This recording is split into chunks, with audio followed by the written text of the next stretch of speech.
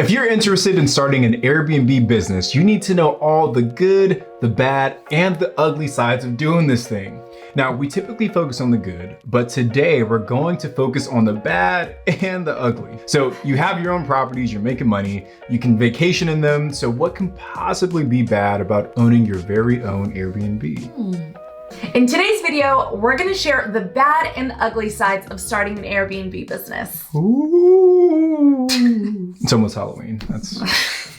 All right, so first things first, let's just make it clear that we absolutely love what we're doing, and we plan to continue expanding our Airbnb business, and we recommend it to anyone else that is interested in short-term rentals.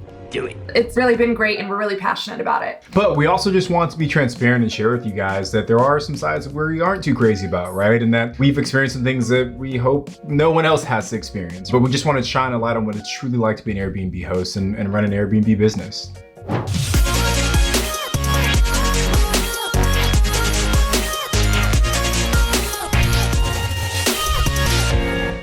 So we've been in the short-term rental business for just over a full year now, so yay, happy anniversary.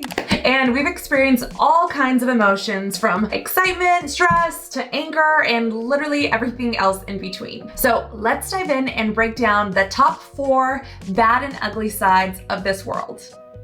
So ugly point number 1, you're going to have haters, and this is a fact. And I think even more so if you have a platform like what we have with our YouTube channel, or me with my podcast, like it's definitely going to happen. So we've experienced this firsthand from some family and friends. We hear from other people that so-and-so said this or so said that, pretty much talking crap about our business, that we're lying, we don't own the properties, we don't make money, blah, blah, blah, right? We've even experienced this, like Tony said, on social media with internet trolls commenting, saying similar things. And I think it's definitely bothered me more than it has to Tony. I just think it bothers me because we work so hard, and it is a really hard business to be in. And to have people that doubt you and your business instead of encouraging you and supporting you can be really hurtful. But Tony always brings me back to earth and reminds me that haters are gonna come in all shapes and sizes and relationships. If they're truly not rooting for you, you will hear about it or see it for yourself in one way or another. Now, with any business that you start,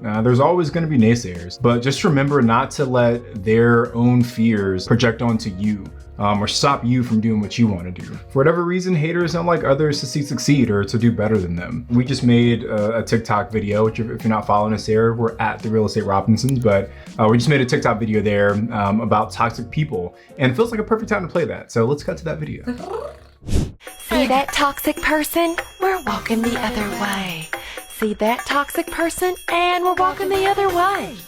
Toxic person, walk the other way. Toxic person, walk the other way. Toxic person, walk the other way.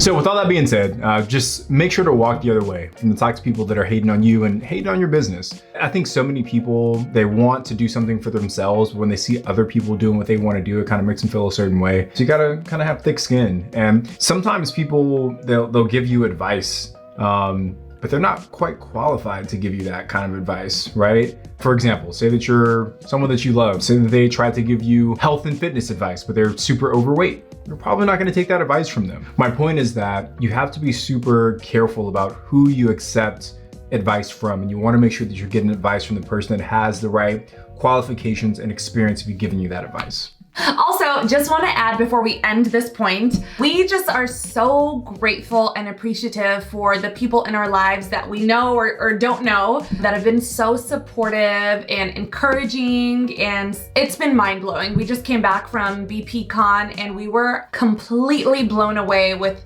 the response of people coming up to us and thanking us, like, mind blown. But just know we are so appreciative of those of you that are supporting us along our journey. She forgot this is only supposed to be about the bad side, so we can't talk about the good stuff in this video. Okay, next topic. Ugly point number 2, you will be stressed. We know stress comes with any business, but starting your own Airbnb business for the first time can be kind of new, uncharted territory and bring on new kinds of stress because you're essentially running your own very small hotel. So if you don't have the experience or skill set to smoothly operate your own hospitality business, then you'll likely feel stressed and overwhelmed until you kind of get the hang of things and find the processes that work for you. And this might be different stress than the kind that comes from your W-2 job because you're completely running the ship. There's no boss to go ask for help. You need to be super resourceful and figure things out as they come, and trust us, they will come. Things are 100% going to go wrong at one point or another, either during the guest stay or once they check out and now your cleaners bring the problem to your attention and now you have to quickly resolve that before the next guest checks in. It's just always something. Not literally always. Yeah, not necessarily with every guest. When you have as many as we do, like something's always kind of happening to one property or another. We have ongoing AC problems at one of our properties. A guest broke a big window and didn't tell us, and we've been having the hardest time finding a window company that can reinstall this special size window. We have an ongoing water heater issue at one of our properties. An ongoing plumbing issue at another property. We recently had crackheads check in and completely trash not one, but two of our properties. They booked one place, made a fake account, then booked another place, and trashed both of them, leaving all kinds of other paraphernalia behind. Babe, that's too much, TMI. Okay. Our Virgo calendar didn't sync with our Airbnb calendar and had guests double booked for some of our properties. Guests will call you at 11 p.m. saying they don't know the door code, even though we sent it to them twice. You woke me up for this?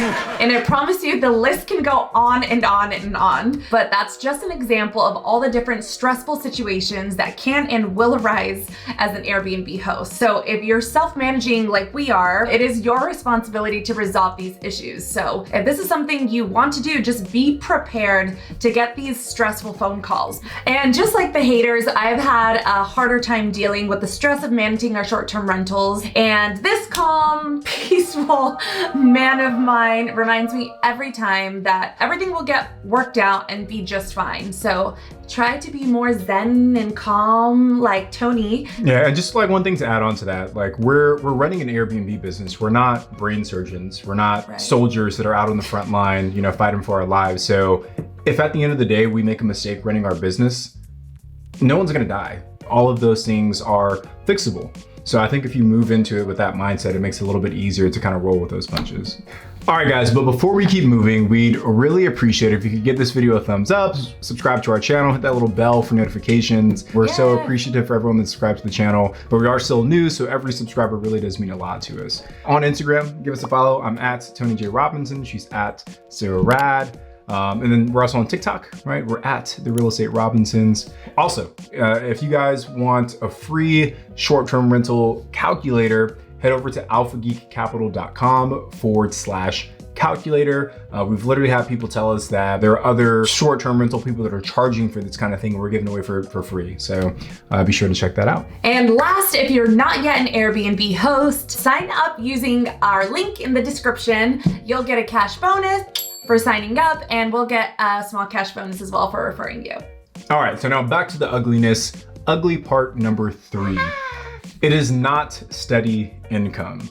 Now, this might not be so ugly for those of you who plan to still have your W-2 job and have this as like a side hustle. For those of you that want to do this full time or hope to do it full time, just be mentally prepared to not get a steady paycheck every 2 weeks. The revenue on a week to week and month to month basis drastically fluctuates. Like if you check our video out about how much revenue we made on our first Airbnb over the first 12 months, you can see that in some months we made $19,000 with that one property. In other months we made $6,000 with that one property. So it's definitely a big change and it can kind of make you a little bit uneasy. Yeah. We made the transition to full-time real estate investing this year, and that has been a big change for us. We had great income with our W-2 jobs, and since becoming full-time real estate investors, our income has decreased. We were at a point where I would go to Costco, I'd show my little card, be shopping, I'd throw in a blender for no reason. I'd maybe even get 2 bundles of roses for the house. But now I get the cheaper detergent. I don't look in the random clothes middle section anymore. And now I just wait for hopefully the 1 bundle of roses that Tony gets me like once a quarter or so.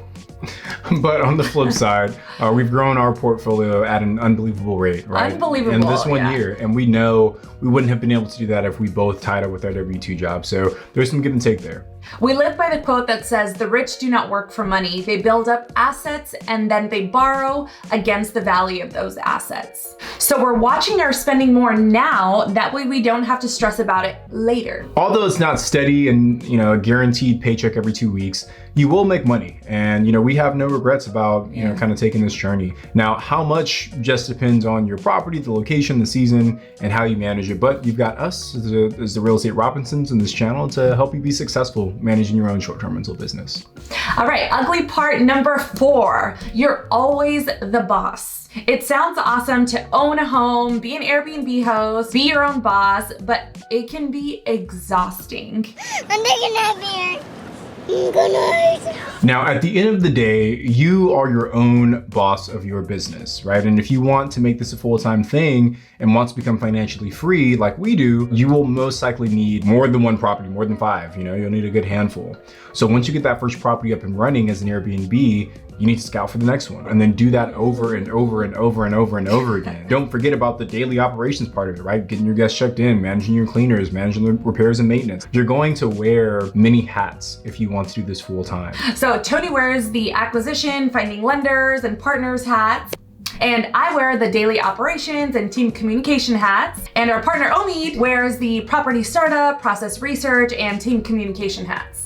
Being the boss means you make all the decisions, which in itself just can be seriously exhausting. This is another great reason for having a partner to bounce ideas with and help you make those decisions. But being the boss also means that you'll probably go to sleep thinking about your business. You'll most likely dream about your business and you'll probably wake up and immediately think about your business. Oh, I hate it so much. But it happens, it's so real, you're just always on the go. You need to think, and your brain just doesn't shut off. And being the boss also means you're in charge of people, right? You have a team that relies on you for guidance and income. And if you've never had to manage people before, it's definitely a change. And there's a lot of good books that you can go and find to kind of do that. But the way that you build relationships and communicate with your team and your guests is crucial to the success of your business. And that's it. Not so bad, right? Again, we love what we do, but we just want to be transparent and share the things that we don't love about it sometimes. Now, we'd love to hear your thoughts. What are some of the ugly things about running your Airbnb business that you're not a fan of?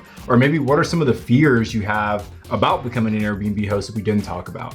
If you have any follow-up questions, please drop a comment below and we'll do our best to answer it. That's it for today. I'm Sarah. I'm Tony. And we are the Real Estate Robinsons.